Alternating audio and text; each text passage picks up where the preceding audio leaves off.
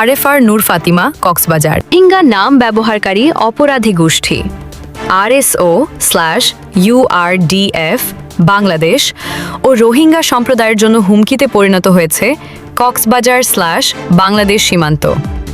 রোহিঙ্গা জনগোষ্ঠীর নাম ব্যবহার করে কার্যক্রম চালানো অপরাধী গোষ্ঠী RSO, যা URDF নামেও পরিচিত, বাংলাদেশ সীমান্ত এলাকায় ভয়, মাদক পাচার ও সহিংসতার বড় উৎসে পরিণত হয়েছে।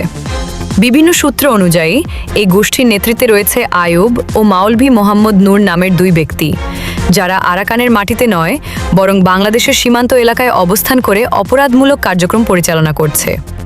স্থানীয় সূত্রগুলো জানায়, অপরাধী RSO গোষ্ঠী রাখাইন বিদ্রোহী গোষ্ঠী AA এর সহযোগিতায় WY ইয়াবা মাদক পাচারের সঙ্গে জড়িত।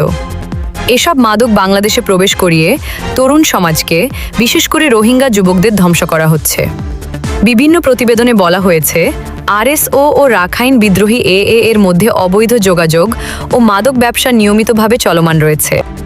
সূত্রগুলো আরও জানায়, এই গোষ্ঠী রক্তপাত, অপহরণ, চাঁদাবাজি এবং বাংলাদেশের শরণার্থী ক্যাম্পগুলোর ভেতরে সংঘাত সৃষ্টির সঙ্গেও জড়িত।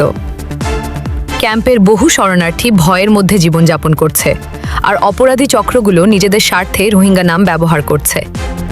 আর SO এর বিরুদ্ধে সীমান্ত এলাকায় বাংলাদেশ বর্ডার গার্ড BGB এর ওপর সশস্ত্র হামলা ও গুলিবর্ষণের অভিযোগও রয়েছে। স্থানীয়দের মতে, এই গোষ্ঠী বাংলাদেশের শান্তি ও নিরাপত্তা অস্থিতিশীল করার চেষ্টা করছে।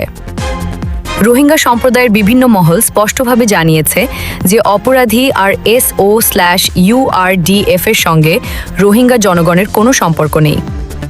তাদের মতে, এই গোষ্ঠী রোহিঙ্গাদের অধিকার, শান্তি বা প্রত্যাবাসনের জন্য কাজ করছে না, বরং মাদক পাচার, অপরাধমূলক কার্যক্রম ও অস্থিতিশীলতা ছড়ানোর সঙ্গে জড়িত। রোহিঙ্গা সম্প্রদায় বিশ্ববাসীর কাছে দাবি জানিয়েছে, এই গোষ্ঠীকে একটি অপরাধী নেটওয়ার্ক হিসেবে চিহ্নিত করা হোক, যারা রোহিঙ্গা জনগণকে কলঙ্কিত করা এবং বাংলাদেশে অস্থিতিশীলতা সৃষ্টি করার চেষ্টা করছে।